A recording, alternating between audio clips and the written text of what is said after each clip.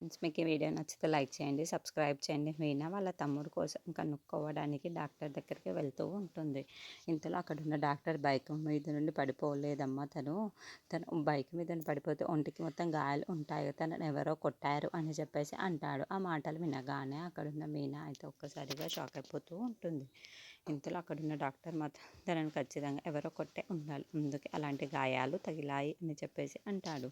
ఆ మాటలు వినగానే అక్కడున్న మీనా చాలా కోపంగా వాళ్ళ తమ్ముడి దగ్గరికి వెళ్తూ ఉంటుంది. ఇంతలో అక్కడ వాళ్ళ తమ్ముడిని చూసి, ఇవి ఎవరో కొట్టారమ్మా, డాక్టర్ నాకు ఖచ్చితంగా చెప్పారు. బైక్ మీద పడి ఉంటే తనకి ఎక్కడో అక్కడ గాయాలు తగిలి ఉండేవి, అందుకే ఎవరో కొట్టారు, అది ఎవరో చెప్పవనమ్మా అని చెప్పేసి అంటూ ఉంటుంది. ఆ మాటలు వినగానే అక్కడున్న వాళ్ళ తమ్ముడు అయితే వాళ్ళ అక్క వైపుకు అలా చూస్తూ ఉండిపోతాడు. ఇంతలో అక్కడున్న మీన మాత్రం నిజం చెప్పారు, నేను ఎవరు కొట్టారో మర్యాదగా చెప్పు అని చెప్పేసి అంటూ ఉంటుంది. ఇంతలో అక్కడున్న వాళ్ళ తమ్ముడు మాత్రం నన్ను బావే తాగేసి వచ్చి కొట్టాడు అని చెప్పేసి అంటూ ఉంటాడు. ఆ మాటలు వినగానే అక్కడున్న వాళ్ళందరూ అయితే ఒక్కసారిగా షాక్ అయిపోతూ ఉంటారు.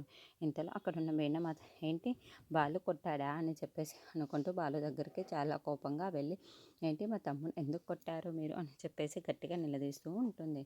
ఆ మాటలు వినగానే అక్కడున్న బాలు అయితే అవును నేనే కొట్టాను, నాకు చిరాకు వచ్చి నేను కొట్టాను అని చెప్పేసి అంటాడు.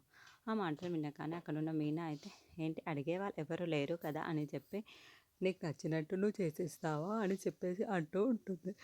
అక్కడున్న బాలు మాత్రం నాకు నాకు నచ్చింది అలా చేశాను అంతే, నువ్వు నన్ను ఏమి క్వశ్చన్ చేయని అవసరం లేదు అని చెప్పేసి అంటూ ఉంటాడు.